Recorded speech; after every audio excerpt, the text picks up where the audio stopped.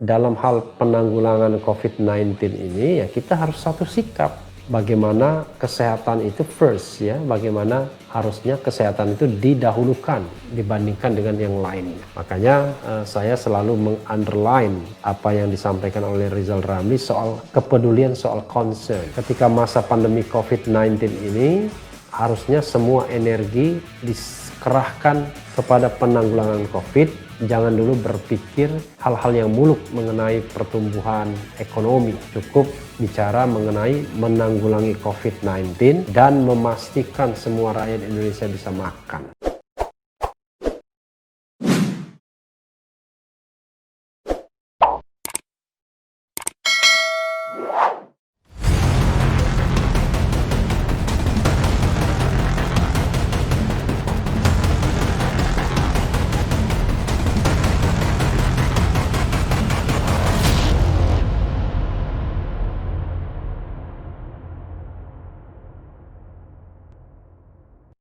Assalamualaikum warahmatullahi wabarakatuh, Sobat RH sekalian. Jumpa lagi kita di channel yang keren ini, Keren Cadas. Saya terlambat memulai ya, sudah bergerak berapa detik tadi. Tetapi saya ingin bacakan soal yang terkait dengan PSBB lagi ya. Masalah kita banyak, tidak hanya Laskar FPI tapi juga COVID-19 belum selesai, korupsi juga belum selesai ya masalahnya. Dan saya ingin membacakan soal Anies tarik rem darurat. DKI Jakarta PSBB ketat mulai 11 sampai 25 Januari.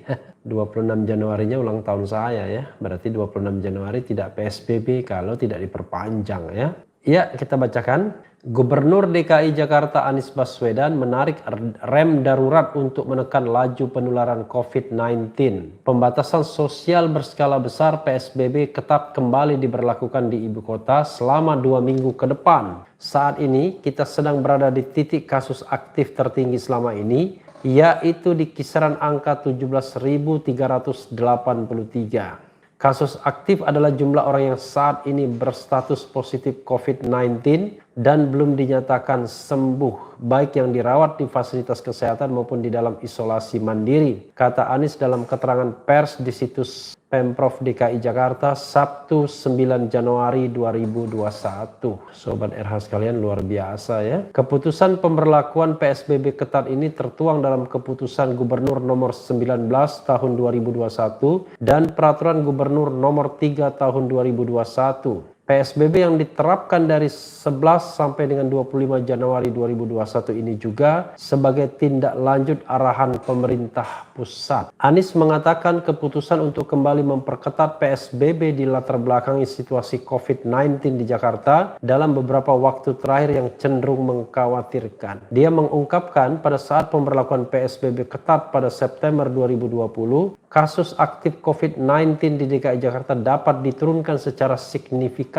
Saat itu terjadi lonjakan jumlah kasus setelah ada libur panjang tahun baru Islam pada pertengahan Agustus. Kita ingat pada pertengahan bulan Agustus ada libur panjang tahun baru Islam. 2 minggu sesudah libur panjang itu, pertambahan kasus harian dan pertambahan kasus aktif melonjak sangat cepat. Maka pada saat itu kita memutuskan menarik rem darurat di pertengahan bulan September jelasnya. Beberapa waktu sesudah rem darurat ditarik, tampak kasus aktif menurun pesat, bahkan kembali ke titik awal sebelum kenaikan, turun sampai 50% hingga kita bisa kembalikan ke PSBB transisi. Artinya pengetatan pembatasan sosial itu benar-benar efektif menurunkan kasus aktif, tambah Anies. Libur panjang kerap menjadi pemicu terjadinya lonjakan jumlah kasus corona. Terlebih pada Desember 2020 terdapat libur panjang Natal dan Tahun Baru. Kondisi ini memicu terjadinya kenaikan kasus aktif dan berpotensi mendekati ambang batas kapasitas tempat tidur isolasi dan ICU di rumah sakit. Sebenarnya, mengapa pembatasan diperlukan? Karena kecepatan pemerintah menambah kapasitas fasilitas kesehatan tidak boleh lebih lambat daripada kecepatan penambahan kasus, dan setiap penambahan kapasitas tempat tidur membutuhkan penambahan tenaga kesehatan, penambahan peralatan dan obat-obatan, ungkap Anies. Ya, Sobat RH sekalian, itu tadi rem darurat kedua ya,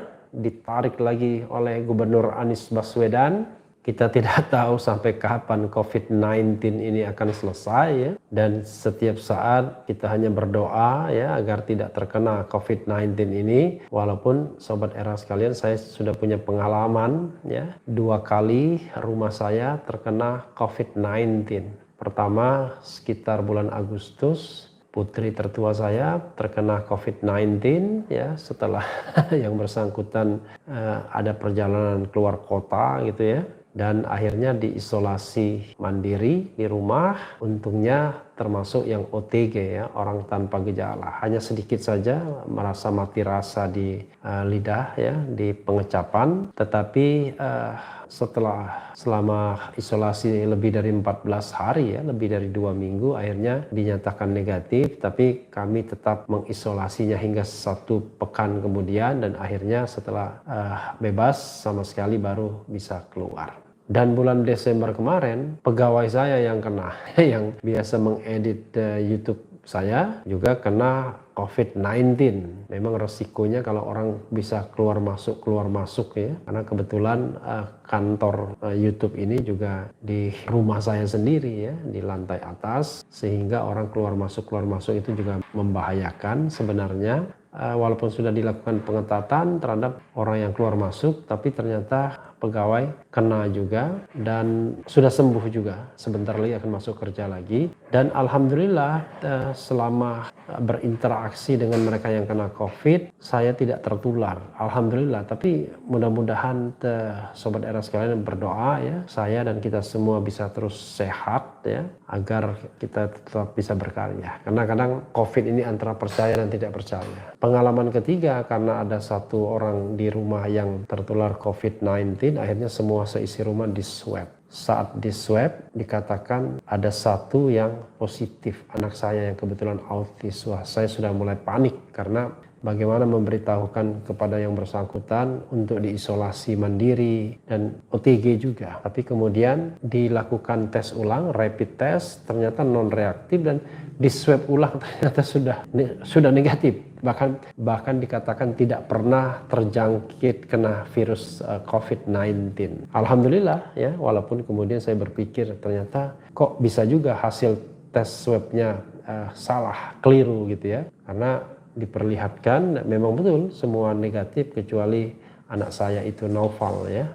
Tapi alhamdulillah so far kita semua tetap sehat dan tetap bisa berkarya, dan kita doakan bahwa COVID ini segera berlalu ya dari kehidupan bumi ini. Ini sebuah peringatan ya, seperti lagu Ebit ya, GAD. Mungkin Tuhan mulai bosan melihat tingkah kita yang penuh, yang bangga dengan salah dan bangga akan dosa-dosa ya. Tetapi persoalan terbesar dalam COVID-19 ini Sobat Era sekalian adalah, seperti yang sering saya singgung, adalah soal governance yang tidak jelas. Governance yang tidak jelas. Sebenarnya siapa leading sektor dari penanganan COVID ini misalnya. Sekarang di tingkat nasional leading sektornya itu adalah Menteri Perekonomian Erlangga Hartarto sebenarnya. Kenapa? Karena dia ketua tim komite penanggulangan COVID dan pemulihan ekonomi. Ada strukturnya, di situ masuk dalam struktur semua Menko, juga ada Menteri Kesehatan di situ, lalu pelaksana hariannya itu adalah Menteri BUMN Erick Thohir, di bawah Erick Thohir ada Budi Gunadi Sadikin untuk pemulihan ekonomi dan Doni Monardo untuk penanggulangan COVID-19. Terlihat di sana, kita tidak tahu sebenarnya yang paling berpengaruh, yang paling punya kebijakan untuk pembasmian atau pencegahan atau penanggulangan COVID ini siapa? Misalnya di DKI, siapa yang punya kewenangan utama? Apakah Erlangga Hartarto? Apakah Erick Thohir? Apakah Menteri Kesehatan yang sekarang sudah baru Budi Gunadi Sadikin? Apakah Kepala BNPB Doni Monardo? Apakah Luhut Binsar Panjaitan yang juga ditunjuk Presiden Jokowi untuk menanggulangi COVID dulu pernah di daerah 9 wilayah? Apakah Gubernur DKI Anies Baswedan? Karena ketidakjelasan ini akan menyebabkan kesulitan dalam melakukan pencegahan dan penanggulangan karena komando yang terlalu banyak. Akibatnya antara pemerintah pusat dan pemerintah daerah itu bisa saling menyalahkan. Sebagaimana pernah terjadi ketika Anies Baswedan mengetapkan PSBB, tapi rupanya pemerintah pusat kurang berkenan, terutama mereka yang berteriak dari sisi ekonominya. Bahkan Anies Baswedan waktu itu diserang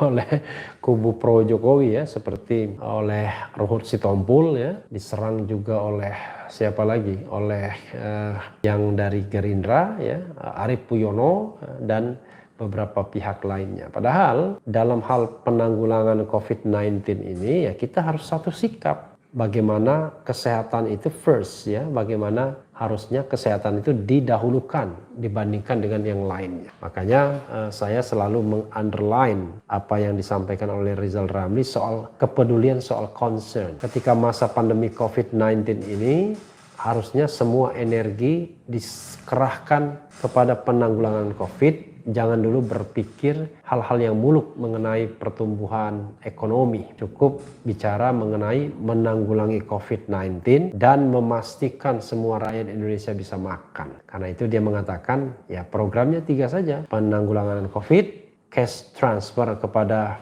masyarakat, terutama masyarakat yang tidak mampu agar mereka bertahan. Dan yang ketiga adalah membuat lumbung pangan, ketersediaan pangan agar pangan kita tidak bermasalah. Ya, Sobat Era sekalian, memang saya merasakan tidak mudah. Kemarin saya bertemu dengan salah seorang katakanlah petinggi di Badan Penanggulangan Bencana ya, yang juga in charge dalam COVID-19.